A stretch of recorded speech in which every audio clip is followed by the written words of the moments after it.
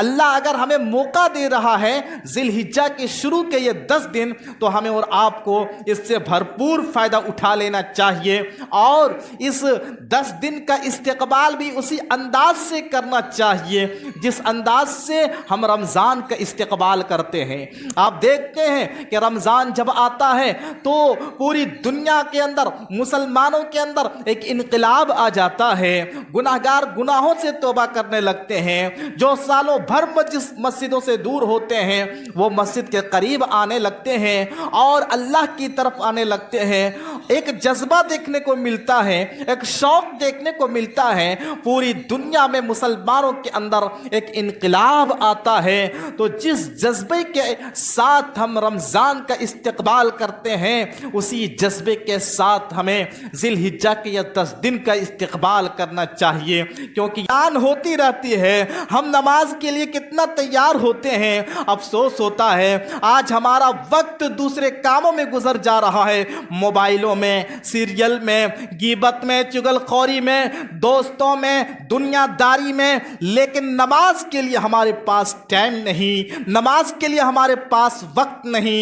اعوذ باللہ من الشیطان الرجیم، بسم اللہ الرحمن الرحیم، والفجر ولیال عشر، رب اشرح لی صدری ویسر لی امری واحلل عقدۃ من لسانی یفقہوا قولی، رب زدنی علما، رب زدنی علما، رب زدنی علما۔ برادران اسلام، دینی ملی بھائیوں، پردہ نشین مائیں بہنیں، عزیز بچوں، آج کا یہ پروگرام تزکیہ نفس برائے خواتین کا 8واں پروگرام ہے، اور یہ 8واں پروگرام جناب محمد شاہد حسین رحمہ اللہ ولد محمد ذاکر حسین رحمہ اللہ کے مکان میں ہو رہا ہے۔ اللہ رب العالمین سے دعا کیجئے اللہ رب العالمین اس پروگرام کو کامیاب کرے اور ہم سب کو یہاں اکٹھا ہونے کو اللہ تعالیٰ قبول فرمائے۔ جو بھی باتیں کہی سنی جائے اللہ تعالیٰ اس پر عمل کی توفیق عطا فرمائے، آمین۔ آج کی اس محفل میں جس موضوع پر میری گفتگو ہوگی وہ اس طریقے سے ہے، ذی الحجہ کے شروع کے 10 دن میں کون سے اعمال کیے جائیں۔ ہم سب کو معلوم ہے کہ عنقریب ذی الحجہ کا مہینہ شروع ہونے والا ہے۔ آج عربی تاریخ کی 29ویں تاریخ ہے، 29ویں ذی القعدہ ہے، اور اسلامی کیلنڈر کا یہ آخری مہینہ 11واں مہینہ ہے۔ اس کے بعد اسلامی کیلنڈر کا آخری مہینہ ذو الحجہ عنقریب شروع ہونے والا ہے۔ ہو سکتا آج چاند نظر آ جائے، اگر آج نہ ہوا تو انشاءاللہ کل تو چاند نظر آئے گا۔ تو جب ذی الحجہ کا مہینہ شروع ہوگا تو ذی الحجہ کے مہینے میں جو شروع کے 10 دن ہیں، اس 10 دن کی ہماری شریعت نے بڑی فضیلت بتائی ہے۔ جب اتنی فضیلت ہے تو ان 10 دنوں میں ہمیں اور آپ کو کون عمل کرنا چاہیے، آج کے اس پروگرام میں جاننے کی کوشش کریں گے۔ دیکھیے اللہ رب العالمین قرآن پاک میں فرماتا ہے والفجر ولیال عشر، قسم ہے فجر کی اور 10 راتوں کی۔ 10 راتوں سے مراد یہاں ذی الحجہ کے یہ 10 دن ہیں۔ تو اللہ رب العالمین نے قسم کھا کر ان 10 دنوں کی عظمت کو بیان کیا ہے، اور احادیث کے روشنی میں دیکھیں گے تو اللہ کے نبی صلی اللہ علیہ وسلم نے ان 10 دنوں کی افضل الایام یعنی سب سے بہترین دن ہونے کی شہادت بھی دی ہیں۔ آپ صلی اللہ علیہ وسلم حدیث پاک میں فرماتے ہیں حضرت جابر رضی اللہ عنہ راوی حدیث ہیں، وہ کہتے ہیں کہ اللہ کے نبی صلی اللہ علیہ وسلم فرماتے ہیں افضل ایام الدنیا ایام العشر، کہ دنیا میں جتنے بھی دن ہیں، جتنے بھی ایام ہیں، ان میں سب سے افضل دن اور بہترین ایام عشرہ ذی الحجہ ہے، یعنی ذی الحجہ کے شروع کے 10 دن ہیں۔ تو صحابی رسول نے اللہ کے رسول سے پوچھا، اللہ کے رسول کیا اتنا ہی دن اللہ کی راہ میں ہم گزاریں، میدان جنگ میں گزاریں، کیا پھر بھی اس سے زیادہ فضیلت والے یہ ایام ہیں؟ آپ نے کہا ہاں، سوائے اس شخص کے جو جنگ میں جائے اور ساری چیزیں قربان کر کے واپس آئے۔ تو آپ اندازہ کیجئے کہ ذی الحجہ کے شروع کے 10 دن کتنی فضیلت والے دن ہیں۔ اور یہی نہیں، اللہ رب العالمین ان ایام میں جو بھی عمل کرتے ہیں، جو بھی نیکیاں کرتے ہیں، اللہ رب العالمین کو بہت پسند ہے۔ اللہ کے نبی صلی اللہ علیہ وسلم کی حدیث دیکھیے، اللہ کے نبی صلی اللہ علیہ وسلم فرماتے ہیں ما من ایام العمل الصالح فیہا احب الی اللہ من ہذہ الایام۔ اللہ کے نبی فرماتے ہیں کہ عمل صالح کے لیے جتنے بھی ایام ہیں، ان سارے دنوں میں سب سے بہترین اور اللہ کو سب سے پیارا دن، سب سے محبوب دن، سب سے پسندیدہ دن ذی الحجہ کے شروع کے 10 دن ہیں۔ اللہ اکبر! جب اتنی فضیلت والے ایام ہیں یہ 10 دن، اتنے برکت والے یہ 10 دن ہیں، تو ہمیں ان 10 دنوں میں کون سا عمل کرنا چاہیے؟ اور ایک بات یاد رکھیے کہ آخر اس 10 دن کی اتنی فضیلت کیوں ہے؟ کیا حکمت ہے؟ کیا بات ہے کہ 10 دن کی اتنی فضیلت ہے؟ تو حافظ ابن حجر العسقلانی رحمہ اللہ لکھتے ہیں کہ ان 10 دنوں میں ساری اہم عبادتیں اکٹھا ہو جاتی ہیں۔ ساری عبادتیں، حج ہے، روزہ ہے، نماز ہے اور دیگر عبادتیں اس 10 دن میں اکٹھا ہو جاتی ہیں۔ اسی لیے کہا کہ یہ 10 دن اللہ کے نزدیک بڑا محبوب اور بڑا پیارا دن ہے۔ تو آئیے ہم جانتے ہیں کہ ان 10 دنوں میں کون سا عمل کریں۔ یاد رکھیے، یہ جب اتنا اہم والے دن ہیں، ہم سب کے لیے ایک بہت بڑا آفر ہے، ہم سب کے لیے بہت بڑا ایک موقع ہے، بہت اچھا موقع ہے کہ ہمارے زندگی میں یہ 10 دن عشرہ ذی الحجہ کا آ رہا ہے۔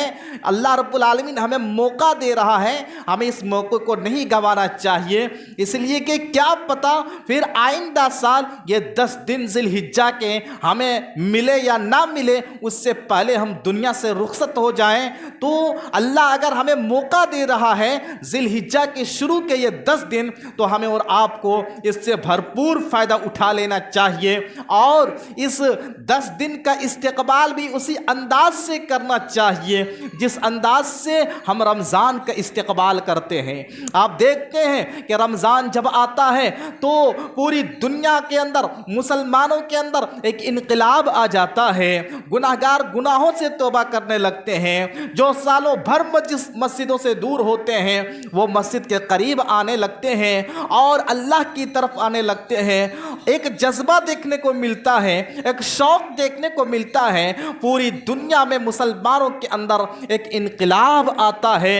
تو جس جذبے کے ساتھ ہم رمضان کا استقبال کرتے ہیں، اسی جذبے کے ساتھ ہمیں ذی الحجہ کے یہ 10 دن کا استقبال کرنا چاہیے، کیونکہ یہ 10 دن اللہ کے نزدیک بہت پسندیدہ دن ہیں۔ آئیے جانتے ہیں ان ایام میں ہم کون کون سے عمل کریں۔ بہت سارے اعمال ہیں، ایک چند عمل آپ کے سامنے ہم رکھیں گے۔ سب سے پہلی بات اور پہلا عمل، اللہ کے نزدیک، شریعت کے نزدیک جو ان ایام میں ہمیں کرنا چاہیے، اگر استطاعت ہے تو حج یا عمرہ کرنا چاہیے۔ ان 10 دنوں میں بڑی فضیلت ہے اور حج انہی ایام میں کیے بھی جاتے ہیں، اس لیے جن کے پاس اتنی طاقت ہے کہ وہ اللہ کے گھر جا کر پھر واپس لوٹ سکتے ہیں، انہیں ضرور حج کرنا چاہیے۔ افسوس ہوتا ہے، ہم دیکھتے ہیں سماج اور معاشرے کے اندر طاقت تو ہے، اور اگر طاقت ہے لیکن آپ دیکھیں گے، ہم نے بھی دیکھا ہے کتنے ایسے لوگوں کو کہ غلط جگہوں پر پیسہ خرچ کر دیتے ہیں لیکن حج کی توفیق نہیں۔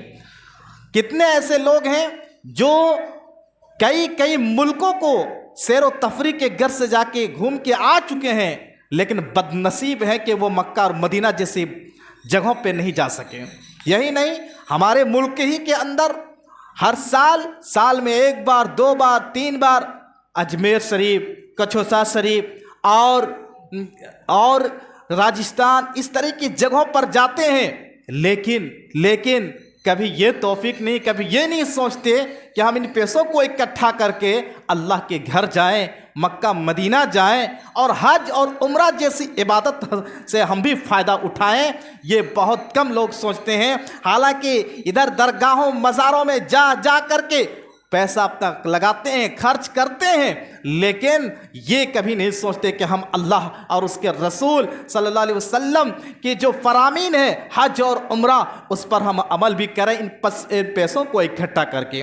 تو یاد رکھیے، حج اور عمرہ یہ بہت بڑا عمل ہے اور ان ایام میں کیے جانے والے اعمال میں سے ایک ہے۔ اللہ کے نبی صلی اللہ علیہ وسلم فرماتے ہیں العمرۃ الی العمرہ کفارۃ، کہ ایک عمرہ اور دوسرے عمرہ کے درمیان جو بھی گناہ ہوتا ہے اس کا کفارہ ہے۔ اور آپ نے فرمایا الحج المبرور، کہ حج مبرور جو ہے اس کا بدلہ صرف اور صرف جنت ہے۔ اللہ اکبر، کتنی فضیلت ہے حج کا۔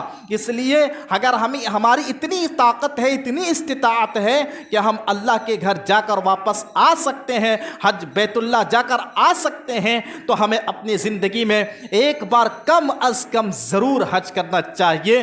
یہ ارادہ ہمیشہ رکھیں اور اللہ سے دعا کریں اللہ تعالی ہم سب کو زندگی میں کم از کم ایک بار حج اور عمرہ کرنے کی سعادت نصیب فرمائے، آمین۔ اور اسی طریقے سے اس عشرے میں جو عمل ہمیں اور آپ کو کرنا ہے، یعنی ذی الحجہ کے شروع کے 10 دن میں، وہ ہے روزہ، نفلی روزے۔ دیکھیے اللہ کے رسول کی ایک حدیث ہے، انسان نفلی روزہ رکھتا ہے، عام نفلی روزہ، تو اس کی فضیلت یہ ہے، اللہ کے رسول فرماتے ہیں جس نے ایک روزہ اللہ کے لیے رکھا، اللہ تعالیٰ 70 سال کی مسافت اس کے چہرے کو جہنم سے دور کر دیتا ہے۔ اللہ اکبر، جب ایک روزے کا یہ مقام ہے، یہ فضیلت ہے، اگر ہم نفلی روزہ کثرت سے رکھیں گے تو بتائیے اس کی کیا فضیلت، کیا مقام اور کتنے فائدے ہوں گے۔ تو عام نفلی روزے کی یہ بات کہی گئی ہے، لیکن کچھ نفلی روزے خاص ہوتے ہیں، ان روزوں کو بھی ہمیں رکھنا چاہیے۔ یہ جو ذی الحجہ کے 10 دن ہیں، ان 10 دنوں میں کتنے روزے رکھیں گے؟ بہت سارے سوالات بھی آتے رہتے ہیں۔ عرفہ کا روزہ ہے، کب رکھنا ہے؟ اس سے پہلے ہمیں روزہ رکھنا ہے یا نہیں رکھنا ہے؟ قربانی سے پہلے کتنے روزے ہیں؟ یہ ساری چیزیں ہیں۔ تو آج آپ جان کر کے جائیے کہ جب چاند دکھ جائے گا ذی الحجہ کا، تب سے لے کر قربانی ہونے تک، یعنی 10ویں ذی الحجہ تک، اگر کوئی 9 روزہ رکھتا ہے تب بھی کوئی حرج نہیں۔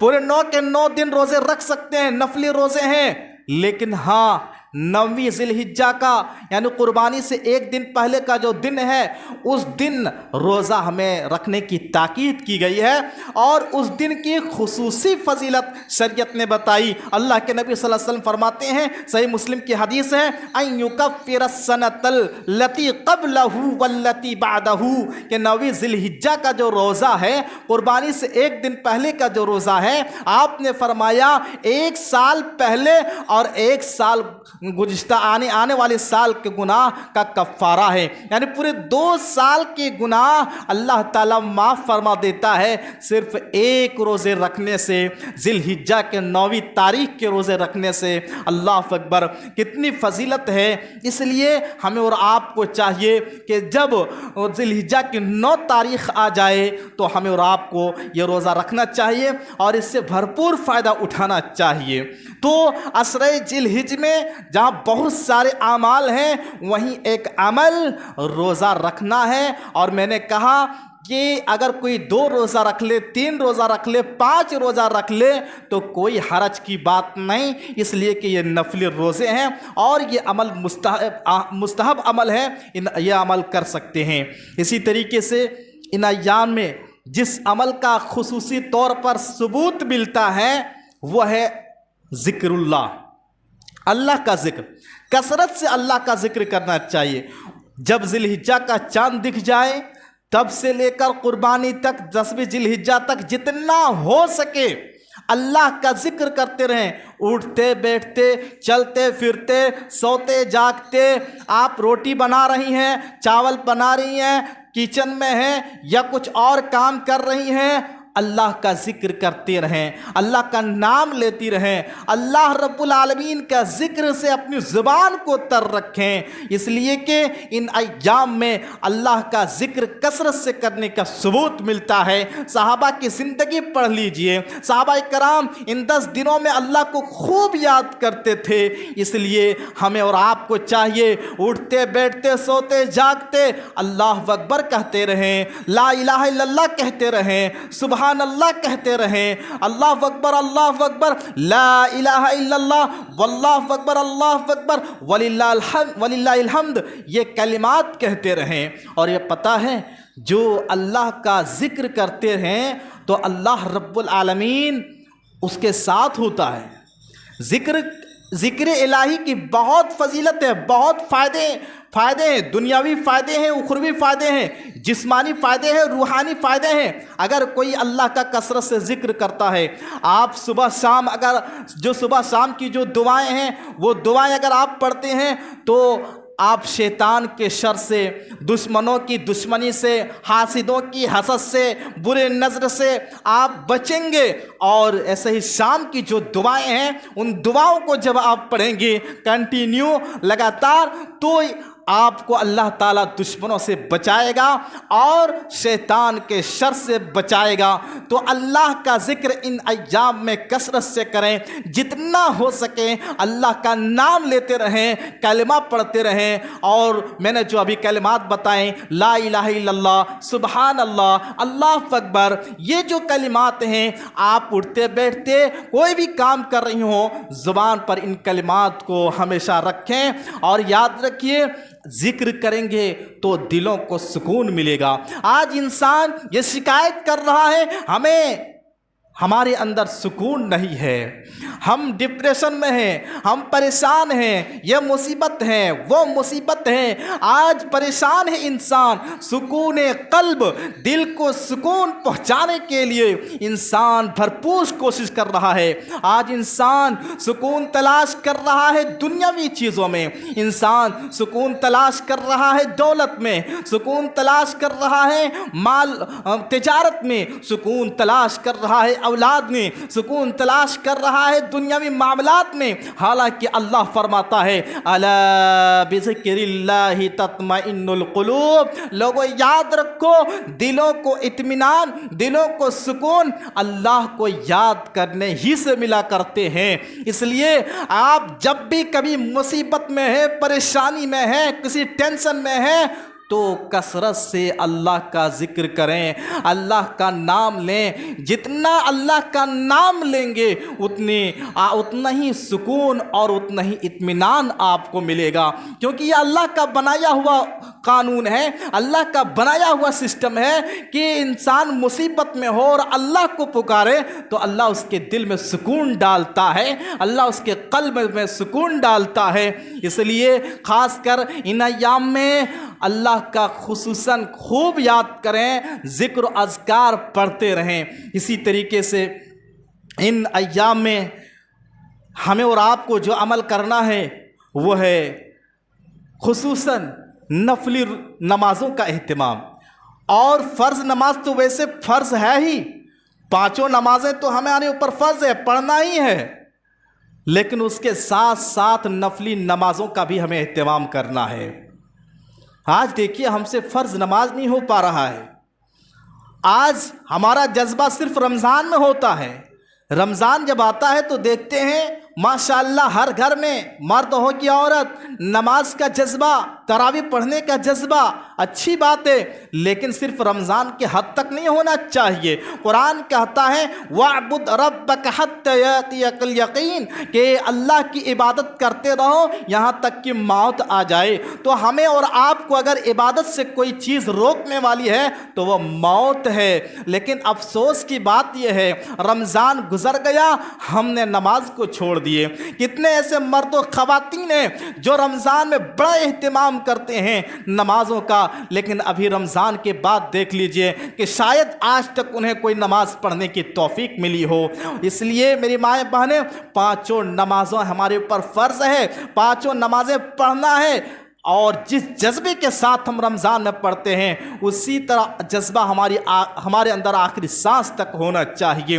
تو یاد رکھو، جو فرض نماز کے ساتھ ساتھ نفلی نمازیں پڑھتے ہیں، کیا فضیلت ہے، کیا فائدہ ہے، کیا اسے ملتا ہے۔ حدیث دیکھیے، اللہ کے رسول صلی اللہ علیہ وسلم فرماتے ہیں حدیث پاک میں کہ جب انسان فرض نماز ادا کرتا ہے اور فرض کے ساتھ ساتھ وہ نفلی نمازوں کا اہتمام کرتا ہے تو وہ بندہ مجھ سے قریب ہو جاتا ہے۔ وَمَا يَزَالُ عَبْدِي يَتَقَرَّبُ إِلَيَّ بِالنَّوَافِلِ حَتَّى أُحِبُّهُ، کہا فرض نماز کے ساتھ جب نفلی نمازیں وہ پڑھیں تو میں اسے پسند کرنے لگتا ہوں، اپنے بندوں کو چاہنے لگتا ہوں، اور اللہ جب محبت کرنے لگتا ہے اپنے بندوں سے تو اللہ کہتا ہے میں اس کی آنکھ بن جاتا ہوں جس سے وہ دیکھتا ہے، میں اس کا ہاتھ بن جاتا ہوں جس سے وہ پکڑتا ہے، میں اس کا کان بن جاتا ہوں جس سے وہ سنتا ہے،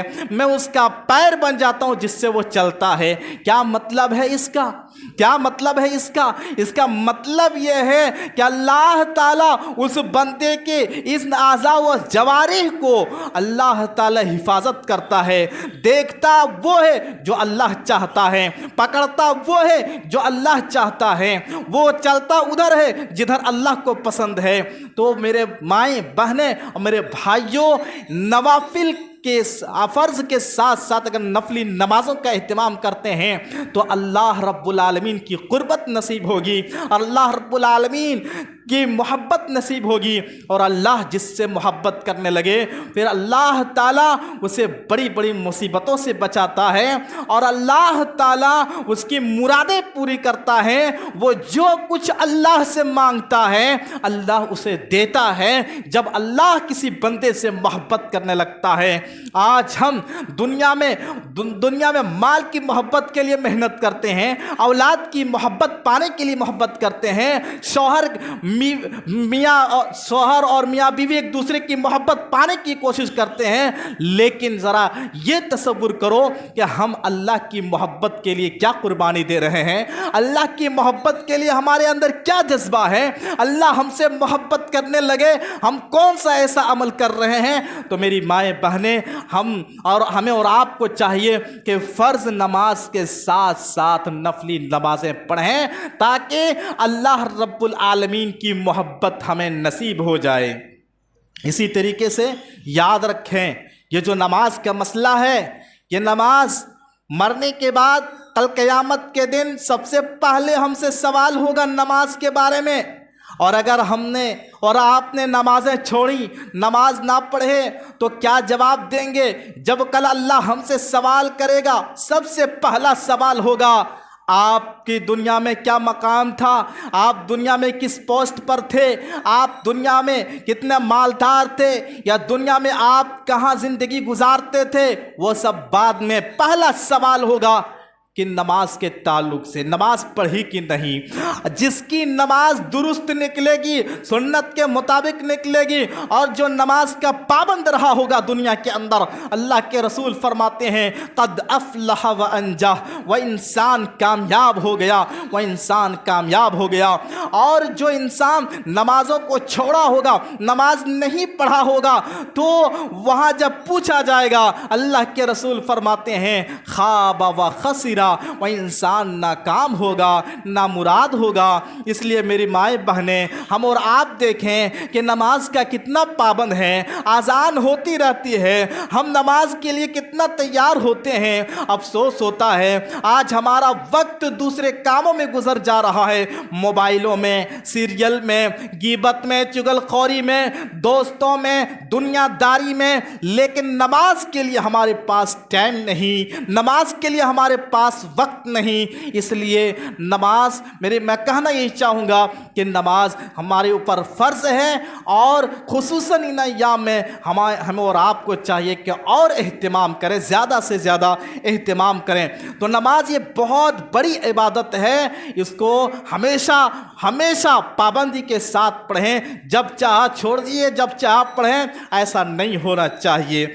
इसी तरीके से इन 10 दिनों में जो एक अहम इबादत और एक अहम अमल किया जाता है वह है कुर्बानी।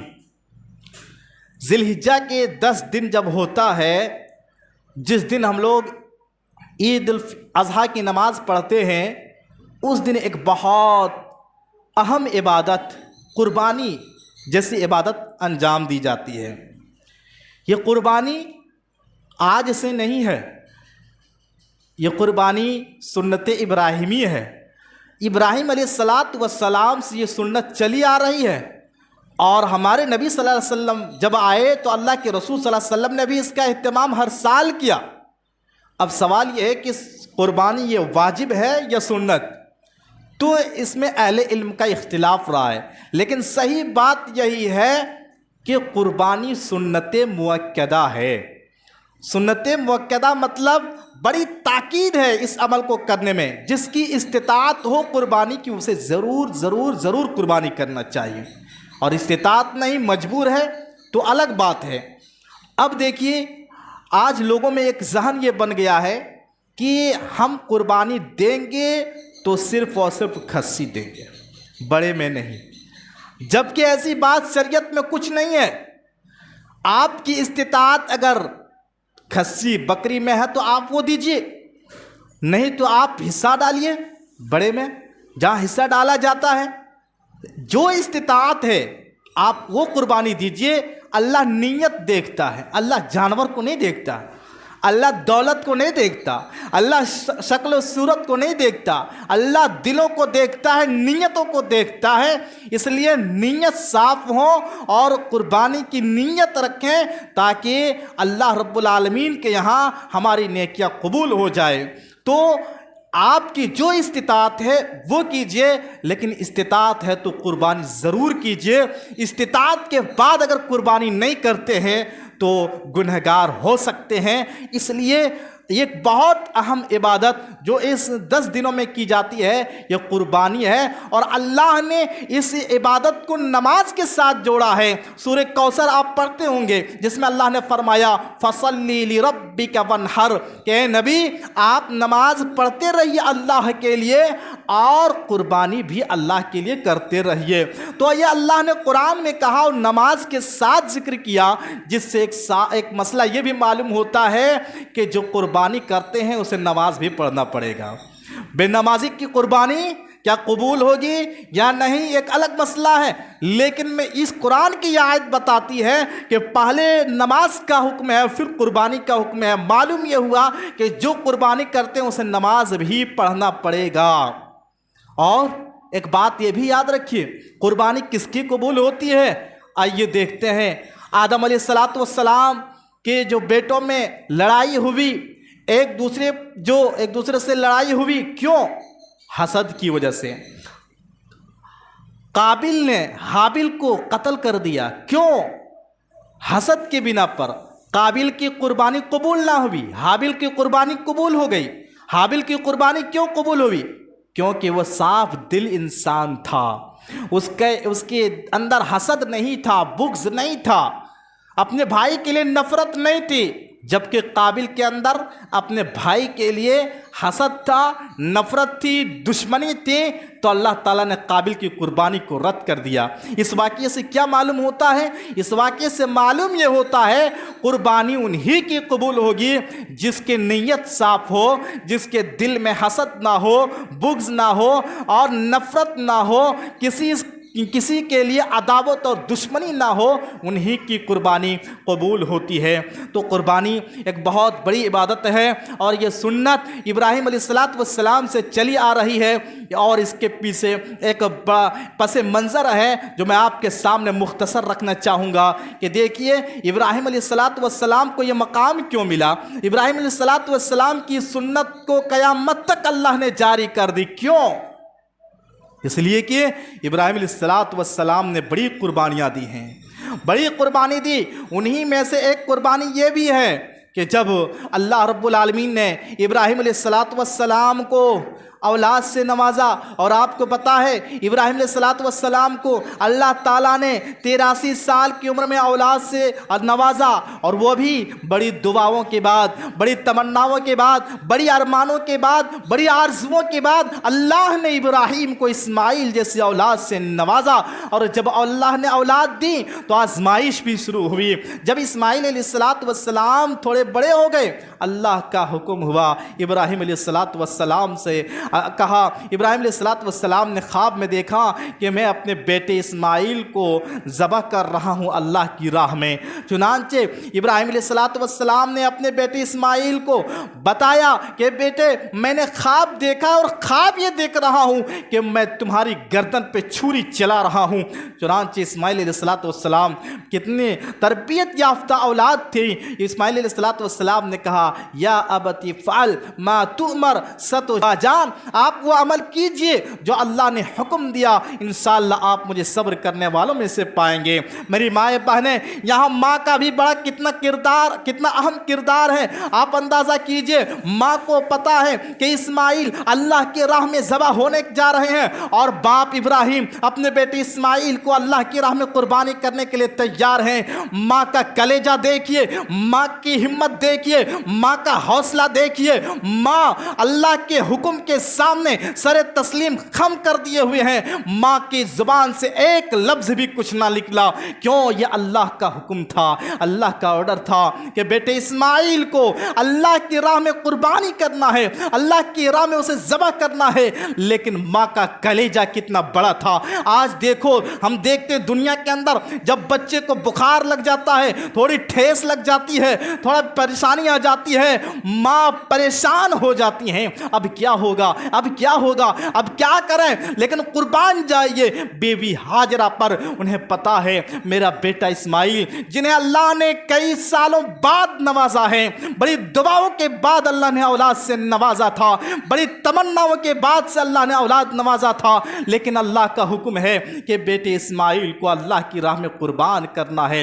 मेरी माएँ बहनें, सबक हासिल करो बीबी हाजरा अलैहिस्सलाम से। माँ का कलेजा देखिए, हिम्मत देखिए। बाप बेटे को कुर्बान करने के लिए तैयार, बेटा बाप के हाथों ज़बह होने के लिए तैयार, ताकि गर्दन पर छुरी चल जाए कि अल्लाह की तरफ से आवाज़ आती है कद सद्दक़्ता रुया, कि इब्राहीम तूने अपने ख्वाब को हकीकत में बदल दिया। इब्राहीम तुमसे जो मैंने मांगा था तो वो करके दिखाया। मैंने को कारों का इसी तरह बदला देता हूँ। फिर इस्माइल की जगह पे अल्लाह ताला ने एक जन्नत से दुम्बा भेजा और उस दुम्बे की कुर्बानी इब्राहीम अलैहिस्सलाम ने की। मेरी माएँ बहनें, मैं बताना ये चाहता हूँ कि देखिए आज हम जो कुर्बानी मनाने जा रहे हैं, ये तारीख बड़ी पुरानी है और ये सुन्नत आज से नहीं है, इब्राहीम अलैहिस्सलाम से ये चली आ रही है। और इब्राहीम अलैहिस्सलाम ने और बीबी हाजरा ने अल्लाह के लिए अपनी औलाद को अल्लाह की राह में कुर्बान करने के लिए तैयार हो गई। आज अल्लाह के हुक्म के सामने हम क्या कर रहे हैं? अल्लाह रब्बुल आलमीन के फरमान के मुताबिक क्या हम ज़िंदगी गुजार रहे हैं? आज हम अपनी ख्वाहिशात की पैरवी कर रहे हैं, अल्लाह और उसके रसूल के फरमान को ठुकरा दे रहे हैं। यही वजह है आज मुस्लिम ख़वातीन में बेहयाई है, बेपर्दगी है और उर्यानियत है। क्यों? मनमानी ज़िंदगी, ख्वाहिशात के गुलाम हैं। जो दिल कहे वही सुनो, शरीयत क्या करे हमें उससे कोई लेना देना नहीं। यही वजह है आज मुस्लिम ख़वातीन में پردگی ہے، بے حیائی ہے، غیبت ہے، چغل خوری ہے۔ اب دیکھیے ایک پڑوسی دوسرے پڑوسی کی غیبت، برائی، ایک بہن دوسری بہن کی برائی، ساس بہو کی برائی، بہو ساس کی برائی، آج یہ ہر گھر کی کہانی ہے، ہر گھر کا معاملہ ہے۔ اللہ والی خاتون وہ ہوتی ہیں جو کسی سے کسی کی برائی نہیں کرتی، کسی سے کسی کی غیبت نہیں کرتی، کسی کے لیے برا نہیں چاہتی، وہ اللہ کے لیے سب کچھ اللہ کے لیے کرتی ہیں اور برائی سے بچتی ہیں۔ میں بتانا یہ چاہتا ہوں کہ جب ابراہیم علیہ السلام اور بیوی ہاجرہ نے اللہ کے لیے اپنی اولاد کی محبت کی قربانی دے دی، کیا ہم اللہ کے حکم کے سامنے اپنی خواہشات کی قربانی نہیں دے سکتے؟